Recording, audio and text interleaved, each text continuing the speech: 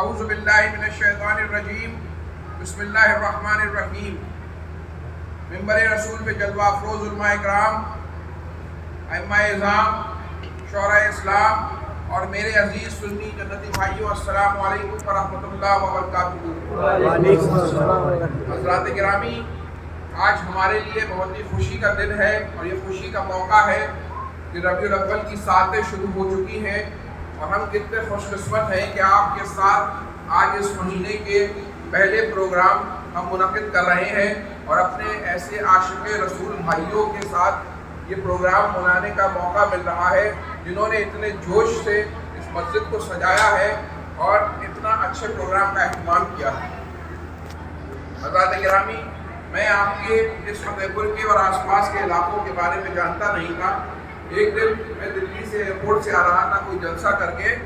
تو راستے میں آپ کو معلوم ہے پہلے تو کہیں بھی نماز پڑھنے میں آسانی ہوتی تھی، ڈھابے پہ بھی لوگ نماز پڑھ لیتے تھے، لیکن اب بڑی سختیاں ہو گئی ہیں۔ کبھی کبھی نماز عصر یا مغرب قضا ہو جاتی ہے کیونکہ کوئی مسجد نہیں ملتی ہے، بڑی تکلیف ہوتی ہے کہ ایک جلسہ کرنے جاؤ اور نماز قضا ہو جائے تو کتنے گناہ کی بات ہے۔ ہم بڑے پریشان تھے کہ اچانک آپ کی مسجد کا مینار دکھا، ابھی چند 10-15 دن پہلے کی بات ہے۔ بڑی خوشی ہوئی، گاڑی یہاں پر لگا لی ہم نے اور ہم نے یہاں امام صاحب موجود نہیں تھے، ہم نے وضو کیا اور نماز ادا کی۔ اللہ کا شکر ہے، نماز ادا کرنے کے بعد میں نے یہ سوچا کہ علی گڑھ میں جو ہے بدعقیدہ لوگ کافی ہوا کرتے، تو یہ بھی مسجد شاید وہی ہوگی۔ تو میں نماز کے بعد آپ کے ممبر پہ آیا تو مجھے اتنی خوشی ہوئی کہ میں نے سنی علماء کی ایک کتاب دیکھی۔ تو میں نے جب سنی عالم دین کی کتاب دیکھی تو میرا دل خوش ہو گیا کہ الحمدللہ یہ بستی تو سنیوں کی بستی لگتی ہے۔ میں نے کہا کاش میری آپ کے امام سے ملاقات ہو جائے۔ میں باہر نکلا، کچھ بہنیں بیٹھی تھی، میں نے امام صاحب کے بارے میں دریافت کیا۔ انہوں نے کہا امام صاحب یہیں کہیں گئے ہیں لیکن ہمارے پاس ان کا نمبر نہیں ہے۔ میں باہر نکلا، ایک لڑکا جو ہے وہ کالج کا لڑکا آ رہا تھا، میں نے اس سے کہا تمہیں امام صاحب کا نمبر ہے؟ اس نے کہا میں تو ان کا شاگرد ہوں، آپ یہ نمبر لیجیے۔ میں نے فوراً امام صاحب کو فون کیا، مجھے اتنی خوشی ہوئی۔ میں نے کہا ایک تو ہمیشہ دلی سے لوٹتے میں یہاں نماز پڑھنے کا اپنا انتظام ہو گیا ماشاءاللہ، اور امام صاحب سے ہم ملیں گے اور یہ سنیوں کی بستی ہے۔ تو امام صاحب کو فون کیا تو امام صاحب نے بتایا کہ میں آپ کو جانتا ہوں، علی گڑھ میں آپ نے جو ایک مسجد بنائی تھی میں اس میں نائب امام رہتا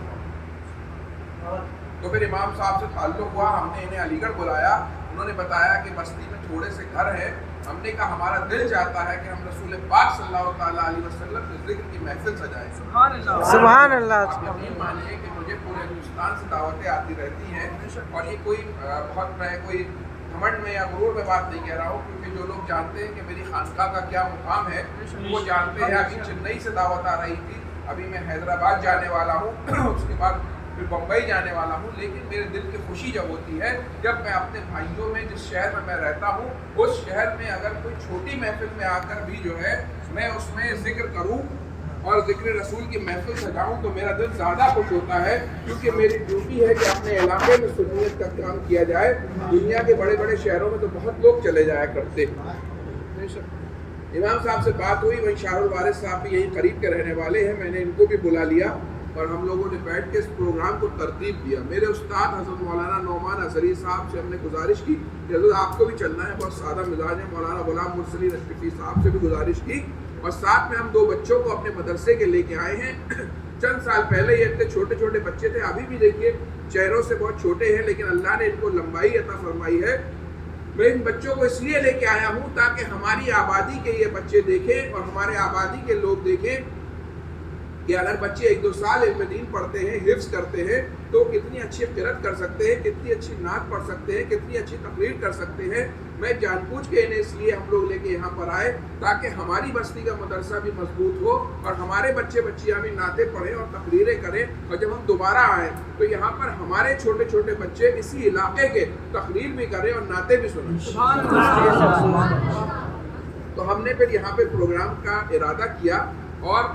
میں نے مولانا سے کہا تھا اگر 20-25 لوگ ہوں گے تو ہمیں بڑی خوشی ہوگی، کیونکہ ہمارے لیے ذکر رسول کی محفل میں حاضر ہونے میں تعداد کی بہت اہمیت نہیں ہے، بلکہ لوگوں کے دل سے اگر آئے تو ہمیں بڑی خوشی ہوتی ہے۔ لیکن جب ہم یہاں آئے اور ہم نے آپ کی مسجد کو اتنا خوبصورت اور سجا ہوا پایا، بچوں نے غبارے سجائے تھے، اتنا اہتمام کیا تھا، تو میں تو یقین مانیے دنگ رہ گیا، کیونکہ بالکل بھی اس کی امید نہیں تھی۔ ہمیں یہ امید تھی کہ شاید 20-25 لوگ ہوں گے پروگرام میں، اور ہم اس بات پہ خوش تھے کہ ہم اپنے آقا کا ذکر اپنے مسلمان بھائیوں کے بیچ میں جا کے منائیں گے، اور ایسی جگہ منائیں گے جہاں زیادہ جلسے نہیں ہوتے۔ لیکن آپ لوگوں کا خلوص دیکھ کر میرا دل بہت خوش ہوا، اور جس حساب سے آپ نے استقبال کیا ہے، ہمیں اس استقبال کی قطعی ضرورت نہیں تھی، نہ ہم اس کے لائق ہیں، لیکن اس سے پتہ چلتا ہے کہ آپ لوگوں کے دل میں دین کا کتنا درد ہے، اپنے آقا کی کتنی محبت ہے، اور آقا کے اولاد کو آپ کتنا چاہتے ہیں، اور آقا کے نائبین علماء کو کتنا چاہتے ہیں۔ کس طریقے سے شاندار آپ نے استقبال کیا، میں آپ سب کا شکریہ ادا کرتا ہوں، اور اللہ تعالیٰ سے دعا گو ہوں کہ آپ نے جس طریقے سے علماء کا استقبال کیا ہے، جس طریقے سے ذکر رسول کی محفل کو سجایا ہے، جس طریقے سے آپ نے دلوں کو اپنے پیش کر دیا، آپ کے چہروں پہ جو میں نے خوشی دیکھی، رونق دیکھی، اور یقین مانیے آپ کی مسجد میں اتنی رونق ہے، یقین مانیے مجھے امید ہے کہ یہاں فرشتوں کا گزر ہو رہا ہوگا کہ ذکر رسول کی محفل ہے۔ جب ایک ایسا انسان کہ جس کے بارے میں قرآن میں آئے، سورہ نازل ہوئی، سورہ لہب، جو رسول پاک صلی اللہ تعالیٰ علیہ وسلم کا کٹر دشمن تھا، حالانکہ چچا بھی تھا، لیکن جب رسول پاک نے اعلان نبوت فرمایا، ایک خدا کو ماننے کا جو ہے اعلان فرما دیا، تو کٹر دشمن ہو گیا۔ سارے کٹر دشمنوں میں وہ بھی ایک کٹر دشمن ہو گیا۔ لیکن جب رسول خدا کی پیدائش ہوئی تھی، تب اس نے اپنا بھتیجا سمجھ کر اس خوشی میں اپنی ایک باندی کو اپنی انگلی کے اشارے سے آزاد کر دیا تھا۔ جب اس نے آ کے کہا تھا مبارک ہو آپ کے یہاں بھتیجا پیدا ہوا ہے، تو اس نے خوشی میں کہا میں تمہیں آزاد کرتا ہوں۔ بعد میں جب وہ جہنم رسید ہوا، کسی کو خواب میں رشتہ دار کو دکھا، اور یہ حدیث کی کتابوں میں واقعہ ہے، پوچھا تمہارا کیا حال ہے، کہنے لگا حال تو اچھا نہیں ہے، لیکن اسی پیر کے دن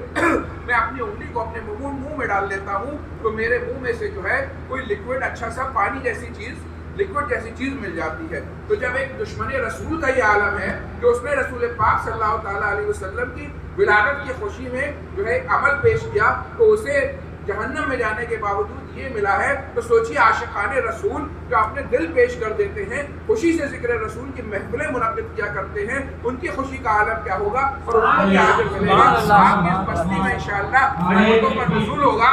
آپ کے گھروں میں رحمتوں کا نزول ہوگا، آپ کے علاقے میں رحمتوں کا نزول ہوگا، اور انشاءاللہ یہ زندگی بھی کامیاب ہوگی اس شاق رسول کی، اور وہ زندگی بھی کامیاب ہوگی۔ ہمیں اپنے پیارے آقا صلی اللہ تعالیٰ علیہ وسلم کی غلامی یہاں بھی ہمیں ملی ہے، اور انشاءاللہ وہاں بھی ملے گی۔ نعرہ تکبیر! اللہ اکبر!